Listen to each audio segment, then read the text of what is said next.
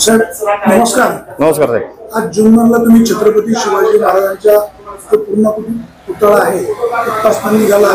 Market कमिटीमध्ये सगळे शेतकरी गोळा झाले, अनेक पुढारी सहभागी झाले होते.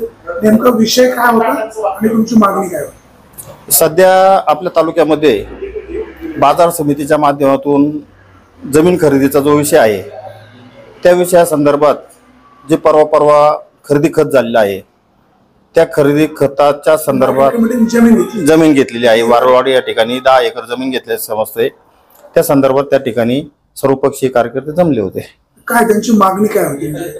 विषय असा आहे, असल्या संचालक मंडळामधून काही संचालकांचा त्या गोष्टीला विरोध होता की बाबा आपल्याला 1 रुपया भाडेतत्वावर जर सरकारी जमीन भेटती तर आपण एवढी मोठी रक्कम गुंतवून आज 28-30 लाख कोटी रुपये गुंतवून तेच पैसे आपण इतर ठिकाणी शेतकऱ्यांच्या सुखसोयीसाठी वापरलं तर शेतकऱ्यांना चांगली दिवस येतील, बाजार समितीला अजून चांगली दिवस येतील. 1 रुपये भाडेतत्वावर जागा देते ग्रामपंचायत शासनाचा जे आर आहे. आपण जागा कोण देणार? शासन देणार का ग्रामपंचायत? शासन हो.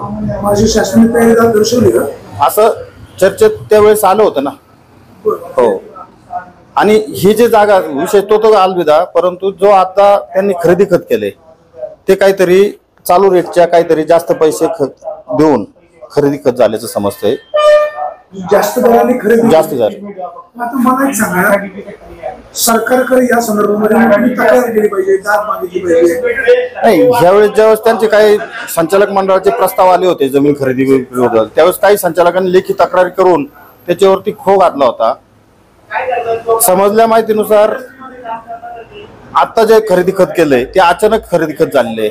आता जर वारवाडीचं खरेदी खत आहे, जमीन ही वारवाडीला घेतली तर त्याचं खरेदी खत दस्त हा नारंगावला एवढं मोठं ऑफिस आहे त्या ठिकाणी व्हायला पाहिजे, परंतु तो दस्त नारंगाव या ठिकाणी नव्हता, तो जुन्नर या ठिकाणी झालाय. तो पण सायंकाळी ऑफिस बंद होण्याच्या दरम्यान झाला. याचा अर्थ काहीतरी काळबेरा असेल ना.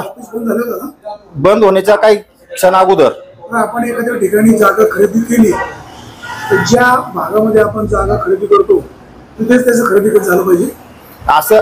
हे बघा, हा विषय शेतकऱ्यांच्या हिताचा आहे. शेतकऱ्यांचा हे तुम्ही जरा पारदर्शक थोडं पारदर्शकता तर पाहिजे ना. पारदर्शकपणा. हो. काय पारदर्शकपणा म्हणजे नेमकं काय म्हणायचं? तुम्ही खरेदी खत करताय, वारवाडीचं खरेदी खत आहे ना, ते कुठं नारंगावलाच व्हायला पाहिजे.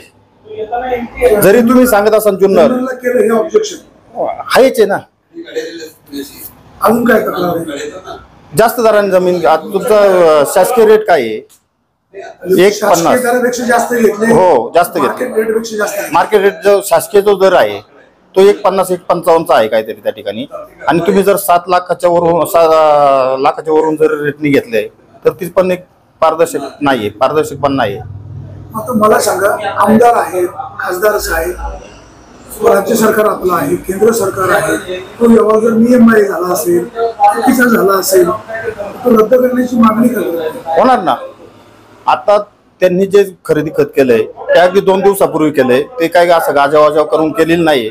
त्याच्यामुळे त्याच्यावरती नक्कीच शेतकरी आणि शासनाच्या माध्यमातून आवाज उठवला जाईल आणि योग्य त्या कार्य पद्धतीने पावलं उचलली जातील. तुमची मागणी काय? आमची मागणी अशी आहे की जर नारंगाव या ठिकाणी बाजार समितीला ऑलरेडी 13 एकरची जमीन आहेची, ही वस्तुस्थिती कुणीच नाकारणार नाही. त्या ठिकाणी सुद्धा ते मार्केट तुम्ही ट्रान्सफर करू शकत होतात. त्या ठिकाणी शेतकऱ्यांच्या हिताचे मार्केट उभं राहू शकत होतं. आज हे जे 28.5 कोटी रुपये आणि त्याचा आलेला 2 कोटी रुपये खर्च, एकूण जो 30-32 कोटी रुपये खर्च हा इतर सुविधा शेतकऱ्यांच्या सुविधा वळवला असता तर तो शेतकऱ्याच्या आणि बाजार समितीच्या हिताच्या दृष्टीने निर्णय झाला असता. आज तशी गरज नसताना जमीन घेतली गेली असं आम्हाला तरी वाटतंय.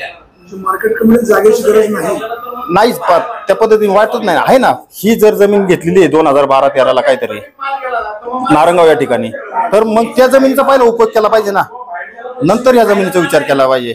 त्याच्यात तुमचं संचालक मंडळ जर काही गोष्टीला विरोधात आहे तर त्यांना पण विश्वासात घेतलं पाहिजे. त्यांना विश्वासात. निवडणुकीमध्ये आपण पाहिलं 2 वेगवेगळे पॅनल झाले. एक शरददा आशाताई रघुनाथ लेंडे यांनी केलेले एकत्र पॅनल, त्यांची 5 लोक निवडून आली होती. आज ते 5 जण उपस्थित होते.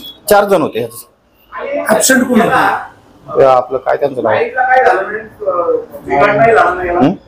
आपलं हे पहा, माऊली शेठ होते, संतोषदास चव्हाण होते, प्रियंकाताई होते आणि गाडगे होते, भास्कर शेठ होते, हे उपस्थित होतेच होते.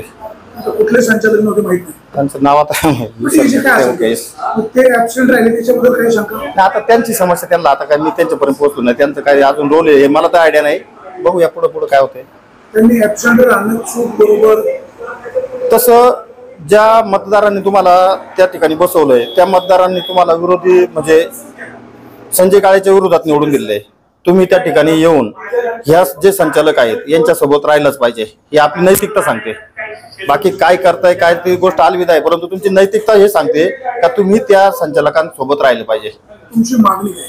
आमची हीच मागणी आहे की शेतकऱ्यांच्या न्याय हक्कासाठी शेतकऱ्यांच्या बाजूने निर्णय केले पाहिजे बाजार समितीने आणि शेतकऱ्यांना न्याय दिला पाहिजे. मार्केट कमिटीने जी जमीन खरेदी केली, तुमच्या मनात जास्त दराने खरेदी केली, तो काय व्यवहार रद्द झाला पाहिजे? झाला तर झालाच पाहिजे ना, का भाऊ नाही मागणी व्यवहार रद्द करण्याबाबत.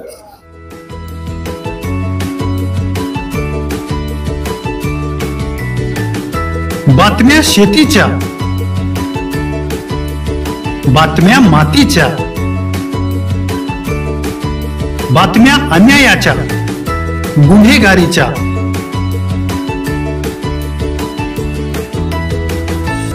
राजकारणाच्या आणि समाजकारणाच्या, शोषणाविरुद्ध बुलंद आवाज, जनसामान्यांच्या हुंकाराची गाज, सत्कार्याला प्रोत्साहन, दुष्कृत्याला अनुशासन, निर्भीड, निस्पृह, सडेतोड, बेधडक आणि रोखटोक म्हणजेच विघ्नहर टाइम्स. शोध बातमीचा, ध्यास सत्याचा. आपलं चॅनल, आपली बातमी. सबस्क्राईब तर कराच, पण बेल आयकॉनवर क्लिक करायलाही विसरू नका.